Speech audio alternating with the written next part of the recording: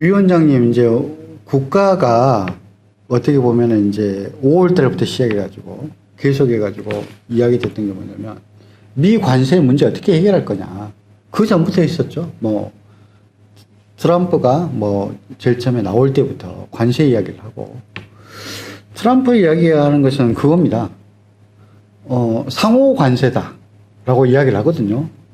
그러니까 상호 관세인데 저는 제일 처음에 이해가 안 됐던 게 뭐냐면 한국이 미국 상품을 수입할 때는 무관세. 근데 한국 상품을 미국으로 팔 때는 15%, 25%. 이렇게 이야기하는데 이게 무슨 상호 관세인가요? 그러죠. 상호 관세가 아니죠. 이거 일반 관세라고 해야 됩니까? 일방적으로 두드러 맞는. 그러니까요. 네. 어떻게 표현해야 할지 아주 불평등한. 네네. 그런데 그 관세를 갖다가 내려주는 조건으로 미국에다가 투자를 해가지고 미국의 일자리를 만들어라.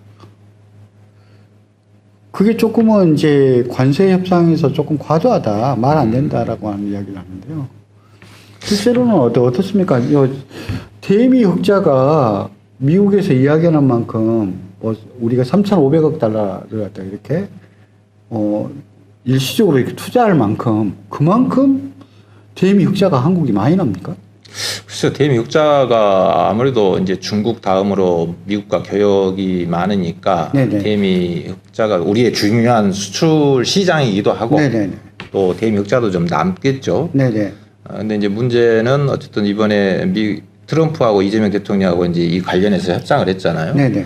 그래서 관세를 뭐 15%에서 25% 올리는 것을 뭐 안 올리는 조건으로 네. 이제 투자를 해라 이런 건데 네네네. 어떤 투자할 수 있다고 봅니다. 네네. 미국이 우리 자본을 투자해서 거기서 뭐 물건을 생산해서 판매해가지고 거기서 이익을 또 우리가 가져오면 되니까. 네네네. 그렇죠.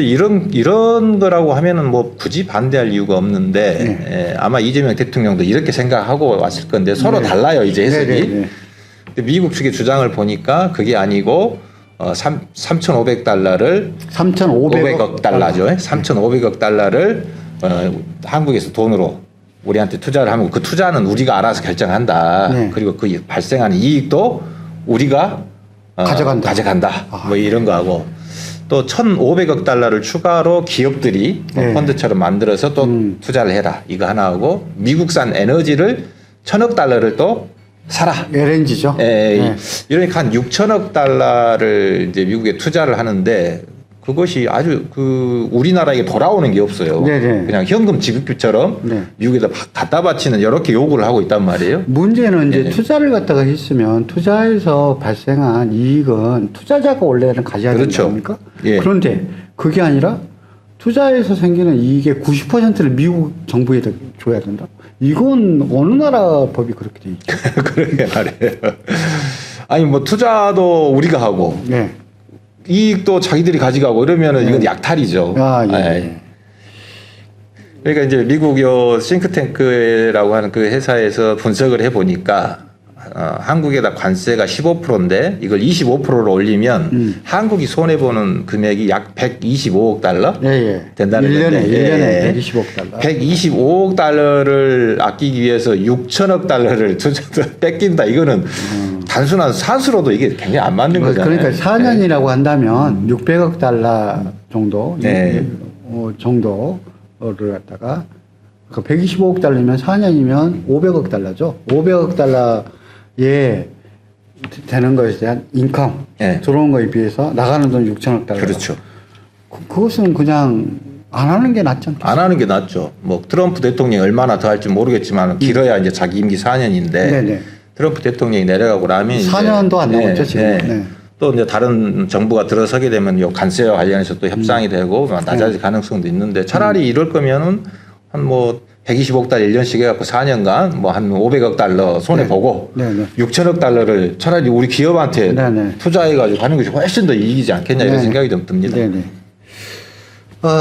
지금 제일 크게 된 것은 이제 미국에서 협박하는 방법은 이제 다양하지 않습니까? 네. 기준이 25%가 아니었다. 50%를 물릴 수도 있다.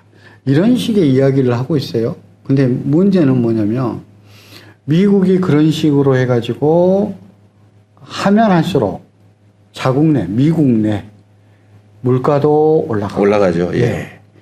그리고 또 일자리 창출도 이렇게 갖고 지지부진해가지고 투자가 안 되게 되면 일자리 창출도 안 되고 그러면 트럼프 지지율도 떨어지고 하다 보면 또 아쉬운 소리를 갖다 하게 되는 날이 곧 올 것이다. 그렇기 때문에 조금은 담대하게 국정을 운영하는 것이 현 우리나라 정부에서도 요구되는 게 아닌가라고 하는 이야기들이 있습니다.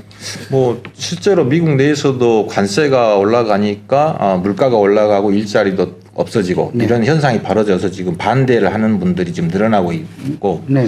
저는 이제 우리 정부에도 좀 안타까운 게 아무리 한미 동맹 이렇게 돼서 미국과의 관계를 중요하게 생각한다고 하지만 이 정도로 이렇게 뭔가 좀 굽신거려야 되냐 뭔가 좀 자존심과 국익을 위해서 좀 자주적인 애교를 좀 했으면 좋겠는데 뭐 국민의힘 정부든 민주당 정부든 간에 이 미국에 대해서는 너무나 이게 약한 모습을 보이고 있어서 이재명 대통령의 그 특유의 뭔가 좀 그 실용주의와 또 그 뭐 이렇게 좀 강자에게 강하게 대하는 이런 이미지가 있잖아요. 뭐 그렇게 좀 해서 이번에는 미국과 좀 자존심도 세우고 국익도 지키고 그리고 국민들이 그것 때문에 미국으로부터 뭔가 보복을 당해서 조금 어려움이 있더라도 저는 국민들이 그걸 박수 쳐주고 같이 버텨줄 거라고 봅니다. 어떻게 됐든 이제 주도적으로 일들을 갖다가 풀어나가는 능력들을 갖다가 보여줬었기 때문에 그런 쪽으로 이렇게 좀 진행하고 그다음에 여기에 대해서도 뭐 서명 운동이라든지 뭐 성명서 발표 계획이 있으신가요? 예, 진보당에서 전국 동시다발로 기자회견 무슨 또 촛불 집회를 했고 다음 주나 이제 좀 지나면 전 국민 이제 저희 당하고 또 그 비상행동이라고 있어요. 아주 전국적으로 서명운동도 하고 할 텐데 이것은 이제 무슨 이재명 정부를 규탄하거나 이런 것이 아니고 오히려 이재명 정부에게 힘을 실어줘서 트럼프하고 협상을 할 때 바로 우리 국민들이 이렇게 반대하고 있는데 어떻게 내가 할 수 있겠느냐 명분도 좀 만들어지고 이런 차원에서 지금 하고 있다. 트럼프 쪽 협상단이 가장 크게 해가지고 물러설 수 있었던 사진 한 장이 있답니다. 아, 그래요? 예, 그 사진이 뭐냐면 광우병 때 촛불 집회를 했던 그 사진을 보고 깜짝 놀라서 이거 한국은 만만한 나라가 아니다. 일본하고 틀리다.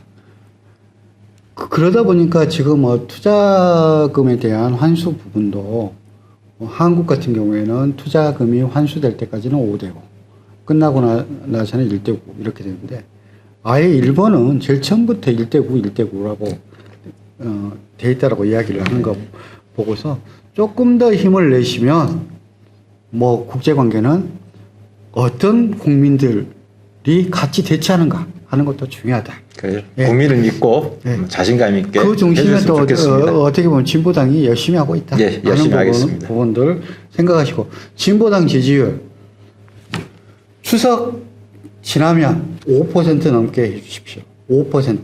그렇게 많이 요구하는 거 아닙니다. 5% 넘게 해주십시오.